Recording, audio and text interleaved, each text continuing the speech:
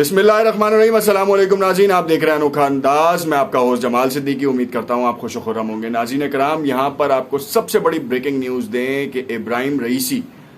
President of Iran ने खिताब किया है जनरल असम्बली से, और उस खिताब में उन्होंने बड़े ही आड़े हाथों लिया है यूएस को और उन ताकतों को जो कि चाहती है कि ईरान को डाउन टू ड्रेन किया जाए।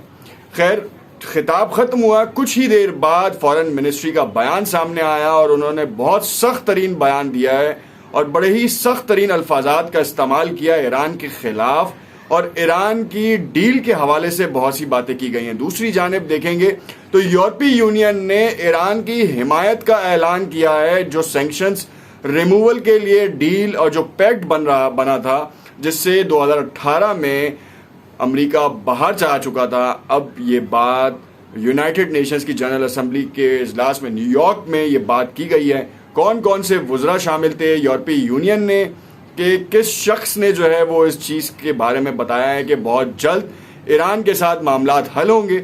और वो रिवाइवल प्रोसेस दोबारा शुरू होगा, जो वियना टॉक्स अप्रैल के महीने में ख़त्म हो चुका था, जो कि हसन रूहानी के दौर में था। इस हवाले से दोनों न्यूज़ को, जो ब्रेकिंग न्यूज़ है बेसिकली, उस हवाले से अपने इस वीलॉग में तफसील से जानेंगे। अगर आपने हमारा चैनल सब्सक्राइब नहीं किया तो इसे ज़रूर सब्सक्राइब कर लें ताकि आने वाली तमाम वीडियोज़ के नोटिफिकेशंस मिलते रहें। सबसे पहले आपको बताते चलें कि यूरोपीय यूनियन के जो टॉप डिप्लोमेट्स हैं उनके साथ जो टॉप हेडिंग हैं वो ये है कि Iran ready to resume nuclear talks at early date. ये यूरोपीय यूनियन की फॉरेन पॉलिसी के चीफ जोसेफ बोरेल ने कहा है कि Iran top diplomat has assured him that their first meeting that Tehran was ready to restart talks on the nuclear deal soon. ये वो डील के बारे में बात की जा रही है जिस पे से ट्रंप वापस हो गया था और उसके बाद दोबारा मामला बाइडन के आने के बाद शुरू हुए, मगर ईरान के अपने इलेक्शंस और कुछ ऐसे अहम नुकात थे जिन्होंने रोक दिया गया। यहाँ पे आपको बताते चलें कि सुप्रीम लीडर ऑफ ईरान ने इस बात का पहले ही इशारा दे चुके हैं कि कोई भी डील उस वक्त तक काबिल कबूल नहीं होगी, चाहे कोई कुछ भी कहता रहे, कि जब तक ईरान के ऊपर से सैंक्शंस नहीं हटती। जब तक सैंक्शंस नहीं हटेंगी उस वक्त तक ईरान किसी भी मामले में किसी भी मुफाहमत के ऊपर दस्तखत नहीं करेगा, याददाश्त पे दस्तखत नहीं करेगा, ना ही कोई टर्म्स के ऊपर वो फुलफिल करेगा। ये बात तो इब्राहिम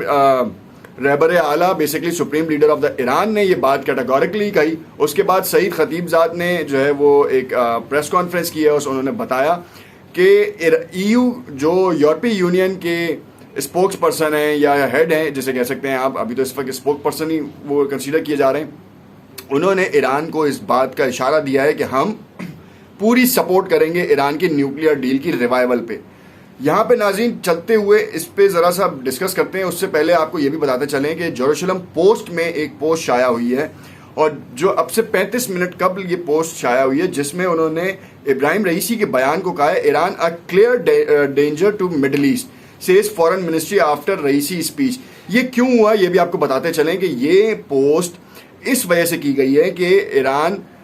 जो न्यूयॉर्क में हमने आपको बताया था कि बहुत से वुज़राए खारजा जो हैं वो ईरान के हालिया वुज़रा खारजा से, वज़ीर खारजा से मुलाकात की उन्होंने, और उसमें सऊदी अरब के वज़ीर खारजा, सऊदी अरब का डेलीगेशन भी जो है वो उनसे मुलाकात कर चुका है। और तो और जो ब्रेकिंग न्यूज़ है वो ये है कि जो गल्फ कॉरपोरेशन है उसकी तरफ से सपोर्ट की जा रही है ईरान की। This is the breaking news, और इसके बारे में आपको बताते चलें कि उन्होंने बहुत ही खुश आइंद गुफ्तगू करार दी गई है। जो भी मीटिंग हुई थी उनके दरमियान उन्होंने कहा कि सन 2016 से जो मामलात सऊदीया के और ईरान के ख़राब चल रहे हैं, मगर अब वो वक्त आ चुका है कि वो रिवाइवल हो, और रिवाइवल इन दोनों ममालिक का है, पड़ोसी ममालिक हैं। इन दोनों के सुकून से रहने से या मिल के रहने से खित्ते में बहुत से मामलात हल हो सकते हैं, जैसे कि यमन हो, इराक हो, लिबिया तक के मामलात हल हो सकते हैं। इराक में खुशहाली आ सकती है। इराक ने अगस्त में जो है वो एक डील कराई थी, बैठक लगी थी इराक में, बहुत ही ऑफिशियल थी, सीक्रेट थी, जिसके बहुत से नुकात जो हैं मंजर आम पर नहीं आए, मगर आज ये बात मंजर आम पर आ रही है कि उसके बहुत से पॉइंट्स जो थे, जिसके बाद ईरान के वज़ीर ख़ारजा ने इस वक्त कहा कि जो पुराने वज़ीर ख़ारजा थे जवाद ज़रीफ और अभी जो आमिर हैं, उनकी तरफ से ये बात की गई कि जो उस वक्त जो पॉइंट्स थे वो रिवाइवल की तरफ आएंगे, और इराक वाली मीटिंग के जो अहम नुकात थे उसको हम दोबारा से इवेल्युएट करेंगे। यहाँ पे ये भी बात बताते जाएं कि रईसी ने इब्राहिम रईसी जो कि प्रेसिडेंट है इस वक्त ईरान के, उन्होंने ये कैटेगोरिकली कहा कि अमेरिका के ऊपर हमें ट्रस्ट नहीं है। ट्रस्ट इसी वजह से उन्होंने ये बयान दिया कि सुप्रीम लीडर ने पहले ही ईरान के सदर को इस बात पे रोक दिया है कि कोई भी ऐसी डील या कोई भी ऐसा मामला नहीं होना चाहिए जिससे उनका जो स्टांस था वो खत्म हो जाए, यानी कि सुप्रीम लीडर का, क्योंकि सुप्रीम लीडर ने पहले ही कह चुके हैं कि कोई भी डील उस वक्त तक नहीं होगी जब तक कि सैंक्शंस नहीं हटे। क्योंकि ऑयल देख लें आप, कन्फेक्शनरी के आइटम्स देख लें आप, और बहुत सारे ऐसे मामलात हैं जो कि हल होने थे मगर नहीं हुए। ईरान इस वक्त बहुत ही बुरी कंडीशन में, खासतौर पे इकोनॉमिक लिहाज से। ये बात तो आपको बताते चलें कि हेरात, अगर अफगानिस्तान का सूबा वहाँ से पेनिट्रेशन बंद कर दी जाए तो ईरान की बहुत सी मुश्किलात